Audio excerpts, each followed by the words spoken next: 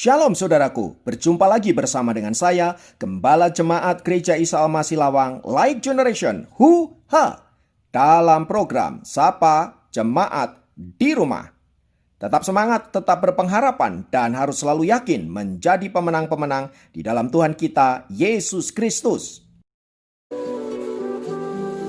Firman Tuhan, hari ini saya ambil dari 2 Korintus pasal yang ke-8 ayat yang kedua. Saya ulangi, 2 Korintus pasal 8 ayat yang kedua berkata, selagi dicobai dengan berat dalam pelbagai penderitaan, sukacita mereka meluap, dan sekalipun mereka sangat miskin, namun mereka kaya dalam kemurahan. Haleluya. Saudara-saudara, hari ini kita akan berbicara tentang miskin tapi kaya. Bagaimana mungkin hal itu dapat terjadi? Beberapa waktu yang lampau, saudara-saudara, ada sebuah berita yang mengejutkan banyak orang. Seorang nenek yang bernama Sahnun, seorang pemulung yang menyumbang 10 juta rupiah untuk hewan kurban. Nenek yang berusia 60 tahun tersebut hidup sebatang kara dan tidak memiliki sebuah rumah. Ia tinggal di pekuburan umat Hindu, dan karena dipenuhi oleh belas kasihan, seorang warga memberikan tumpangan untuk tidur di sebuah kios miliknya. Jika pagi menjelang, ia menggulung tikar dan mencari nafkah dengan cara mengumpulkan sampah-sampah untuk dijual kembali. Nah, terhadap peristiwa itu di mana nenek Sahnun menyumbangkan 10 juta rupiah untuk korban itu, menimbulkan beberapa reaksi. Bagi beberapa orang, tindakan nenek tersebut dianggap bodoh dan menyiksa dirinya sendiri. Uang 10 juta itu bisa ia gunakan untuk memenuhi hidupnya secara layak, bahkan dia bisa membangun sebuah usaha. Tetapi ia menyia-nyiakannya begitu saja. Untuk apa memberikan korban? Sungguh itu adalah tindakan yang bodoh. Namun bagi orang-orang yang lainnya, apa yang dilakukan oleh nenek Sahnun tersebut adalah hal yang sangat mulia, luar biasa, dan patut diacungi jempol. Kita perlu respek terhadap orang-orang seperti nenek Sahnun ini, yang dalam kekurangannya yang luar biasa itu, ia mampu memberi yang terbaik dari hidupnya sebagai bentuk ungkapan iman dan kecintaannya kepada apa yang diyakininya. Ia jelas memberi dari kekurangannya, yang mana hal itu belum tentu dapat dilakukan oleh orang-orang yang jauh lebih kaya dari nenek Sahnun. Terlepas dari semuanya itu, saudara-saudara, tahukah Anda bahwa apa yang dialami oleh nenek itu sama dengan apa yang dialami oleh jemaat di Makedonia? Di saat mereka sedang mengalami pencobaan yang berat dengan berbagai macam penderitaan, secara manusia kondisi mereka sangat miskin. Namun mereka tidak menjadi lemah dan terpuruk, melainkan justru bersukacita dan meluapkan sukacita itu dengan cara berbagi kepada orang-orang lain yang membutuhkan pertolongan. Nah, pada waktu itu terjadi kelaparan di Yerusalem, di mana ada banyak umat Tuhan yang mengalami kesusahan. Digerakkan oleh belas kasihan, saudara-saudara, jemaat di Makedonia dalam kemiskinannya mengumpulkan apa yang mereka miliki untuk disumbangkan kepada jemaat di Yerusalem. Mereka memberikan uang mereka kepada Paulus untuk disampaikan kepada jemaat yang ada di Yerusalem.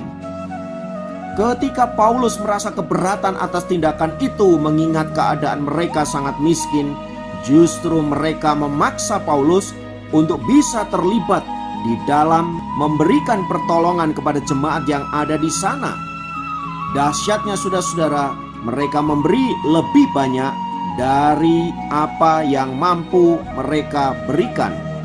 Sungguh luar biasa, bukan? Pertanyaannya, mengapa jemaat di Makedonia bisa memiliki sikap yang sedemikian luar biasa?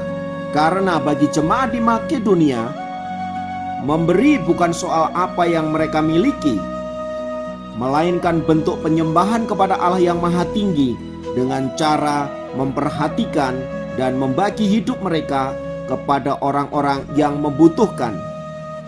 Sikap inilah saudaraku yang menjadikan jemaat di Makedonia sanggup memberi lebih banyak dari kemampuan mereka. Mereka bahkan tidak melihat masalah yang mereka alami, tetapi mereka melihat Allah yang sanggup memberikan pertolongan, yang sanggup memberkati, dan yang sanggup untuk memulihkan hidup mereka. Karena itu saudara, keadaan yang dialami oleh jemaat di Makedonia, entah itu penderitaan ataupun kekurangan, tidak menjadi alasan untuk tidak berbagi kepada orang lain. Bandingkan dengan jemaat di Korintus, saudara-saudara, yang secara ekonomi jauh lebih kaya. Mereka juga orang-orang terpelajar. Mereka bahkan juga orang-orang yang dipenuhi dengan karunia-karunia roh. Dengan kata lain, Korintus adalah gereja yang sempurna sebenarnya. Tetapi ketika mendengar berita tentang apa yang dialami oleh jemaat di Yerusalem, mereka cuma berkata, "Aduh, kasihan jemaat di sana. Mereka membutuhkan pertolongan. Nanti kami akan menyumbang. Kami akan mendoakan mereka dan kami akan memberikan yang terbaik." Tetapi apa yang terjadi saudara-saudara? Setelah 2 tahun dari komitmennya itu, mereka tidak kunjung memberi apa-apa. Dengan kata lain saudaraku, meski Korintus diberkati dengan kekayaan, diberkati dengan orang-orang yang cerdas, bahkan gereja Korintus dianugerahi dengan karunia-karunia, ternyata mereka adalah orang-orang yang miskin dalam hal kasih. Berbanding terbalik dengan orang-orang Makedonia yang sekalipun mereka miskin, tetapi mereka kaya dalam hal kemurahan. Saudara-saudara yang dikasihi oleh Tuhan, dari renungan kita di atas, kita dapat simpulkan bahwa memberi itu soal hati.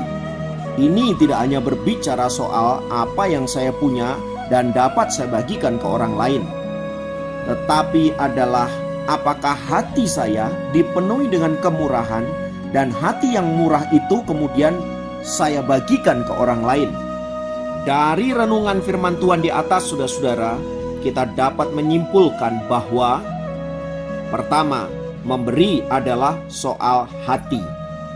Kalau orang hatinya dipenuhi dengan belas kasihan dan kemurahan, apapun keadaan mereka, mereka pasti mau berbagi pada orang lain. Dan yang kedua, memberi itu berarti kita harus punya. Oleh sebab itu, maka kita membagi apa yang kita punya itu. Pertanyaannya adalah, apakah yang hari ini kita punyai yang dapat kita bisa bagikan ke orang lain? Kalau kita nggak punya sesuatu, maka kita tidak bisa membagi ke orang lain. Dengan kata lain, saudara-saudara, orang-orang yang tidak pernah membagi hidupnya kepada orang lain, meskipun dia memiliki sesuatu, sesungguhnya dia tidak memiliki apa-apa. Itulah sebabnya maka dia tidak bisa membagikannya ke orang lain. Mungkin secara materi dia kaya, mungkin dia adalah orang yang berkelimpahan dalam hal harta benda, tetapi sesungguhnya dia adalah orang yang miskin. Dan karena kemiskinannya itu, maka dia tidak bisa membagikan ke orang lain. Belajar dari firman Tuhan ini, saudara, mari biarlah kita dipenuhi oleh hati yang senantiasa berbelas kasihan. Mari kita gerakkan hati dan langkah kita untuk menjangkau mereka dan mengulurkan tangan yang dipenuhi oleh belas kasihan. Haleluya. Mari kita berdoa. Bapa di sorga, biarlah Tuhan memenuhi kami dengan belas kasihan, hati yang senantiasa mengucap syukur untuk anugerah-Mu, sehingga apa yang kami miliki dapat kami bagikan kepada mereka yang tidak memiliki. Biarlah kasih-Mu mengalir kepada orang-orang yang hari-hari ini kehilangan kasih, hari-hari ini merindukan kasih, hari-hari ini sedang mengalami krisis kasih. Kiranya hadir-Mu melalui kami sungguh menjadi berkat bagi orang-orang di sekitar kami. Terpujilah nama Tuhan kekal selamanya. Dalam nama Yesus kami berdoa, haleluya, amin. Demikian program Sapa Jemaat kali ini. Sampai jumpa dalam program Sapa Jemaat yang lain. Tuhan Yesus memberkati. Kasih setia tidak pernah berkesudahan, dari dahulu, sekarang, sampai selama-lamanya. Na na na na na na na na na.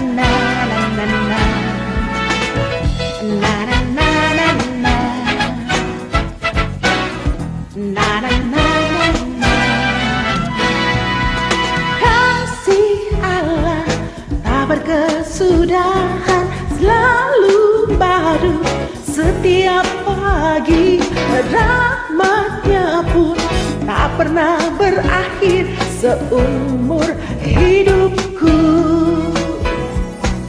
Kasih Allah tak berkesudahan, selalu baru setiap pagi. Rahmat-Nya pun tak pernah berakhir seumur hidupku.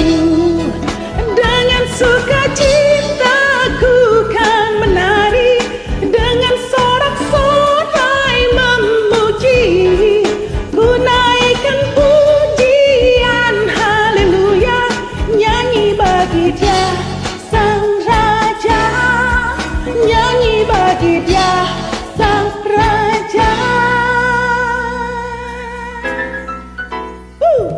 Kasih Allah tak berkesudahan, selalu baru setiap pagi. Rahmat-Nya pun tak pernah berakhir seumur hidupku. Dengan sukacita ku kan menari, dengan sorak-sorai memuji, ku naikkan pujian haleluya, nyanyi bagi Dia Sang Raja, nyanyi bagi Dia Sang Raja. Terima kasih Tuhan untuk setiap kasih setia Tuhan yang boleh kami rasakan sampai hari ini. Haleluya.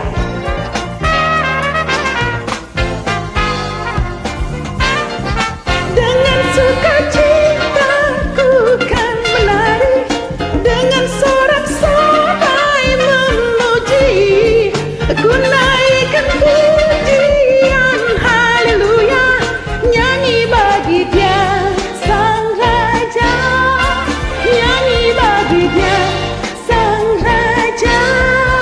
Dengan sukacita ku kan menari, dengan sorak-sorai memuji, ku naikkan pujian haleluya, nyanyi bagi Dia Sang Raja, nyanyi bagi Dia Sang Raja.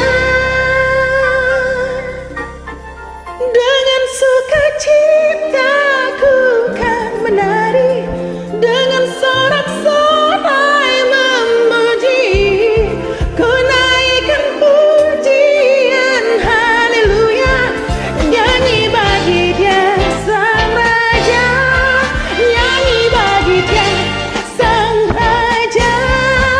Dengan sukacita ku kan menari, dengan sorak-sorai memuji, ku naikkan pujian haleluya, nyanyi bagi Dia Sang Raja, nyanyi bagi Dia Sang Raja, nyanyi bagi Dia Sang Raja.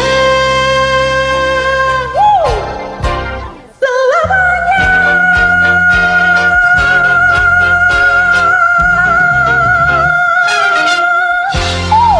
Haleluya. Kasih setia Tuhan bagi kita semua